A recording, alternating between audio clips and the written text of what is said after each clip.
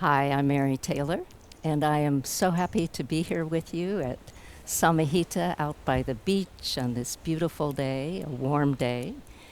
And I wanted to do a little introduction to meditation because that's one of the things Richard, my husband, and I teach here at Samahita is about meditation. And when I first started practicing yoga back in 1970s, meditation was something I thought I should do. And so I set a little room up in my house and I got all the right cushions and I got all the right flowers and everything on my altar. And then that room sat there empty for maybe 5 or 6 or 10 years. I'd go in, I'd try to do a little meditation, but I was just not someone who could meditate easily. And now, meditation, pranayama, those two practices, as I've practiced over the years and gotten grounded through the asana practice, gotten my body calm through the asana practice, then the pranayama and for me, the meditation have both become sort of the core part of how I practice.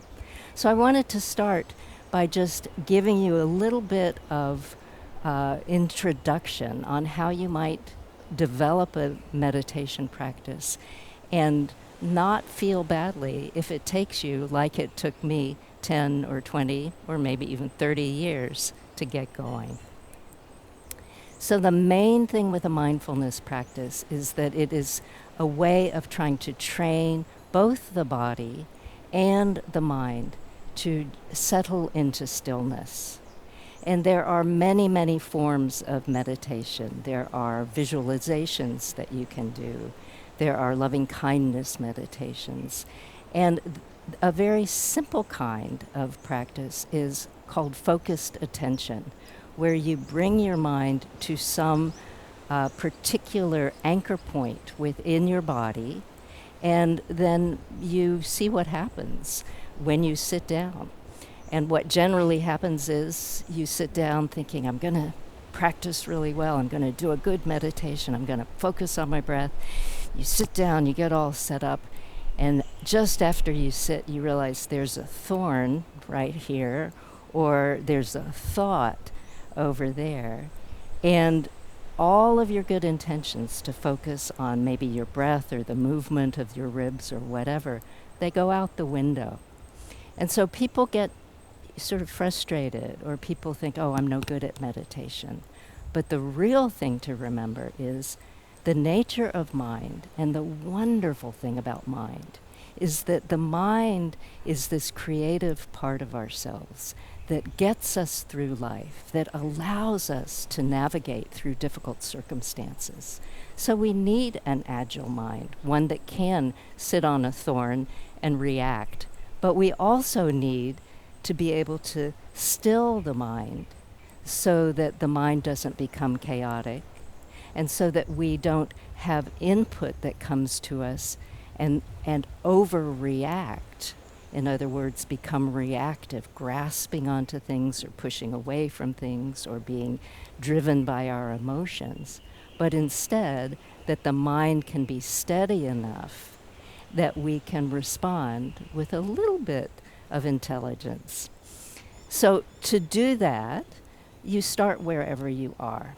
And I just, for this particular thing, I want to show you basic sitting posture, sitting in stillness. So we want to have the pelvis vertical. In other words, we don't want to slump back like this, but we also don't want to be leaning way forward with an arch in the back. And for most of us, sitting up on a little cushion or even in a chair is helpful. The main thing you want to do is to figure out, how do I get the pelvis so that it's vertical to the floor? And so you sit down. And as soon as you start to sit down, you can begin to feel a sense of stability and stableness and stillness. And we want to have no tension in the shoulders or the neck or the face, and that's hard to do. So a way to work with that is take the arms and just let them hang down by the sides like this, so that the shoulders are doing whatever shoulders normally do, and then just bend at the elbows and place the hands wherever they happen to land on the legs. So we just let them hang down, upper arm is straight, and then just fold like so. If we sit for a long time with the arms out here, the upper arm starts to get a little tired. If we sit with the arms back here, being a good meditator, the whole body gets stiff. So we just want to relax. And then we imagine that the body is upright. And we remind ourselves, oh, I am going to be here, comfortable, and I'm going to put my attention here, and when my buzzer rings or my bell rings or I lose my attention, I can move on. So there are all kinds of different practices that we might do, but that basic form of upright, no tension, steady and stable, that's a wonderful place to start.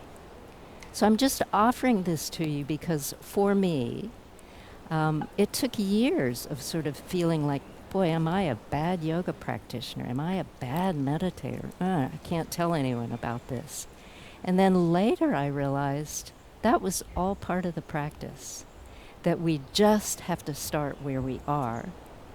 And if you're a long-time meditator, great. If you're new to it, like I was, 1 minute of meditation is 100% more than you did yesterday if you didn't do meditation yesterday. So the real key is to start where you are, be kind to yourself, be very kind to your body so that you want to come back and practice some more. So we'll have some other practices that other teachers have done, and I will do a couple too, that allow you to work with this principle. But as an introduction, I just wanted to let you know that you start where you are and you take it from there. Thanks.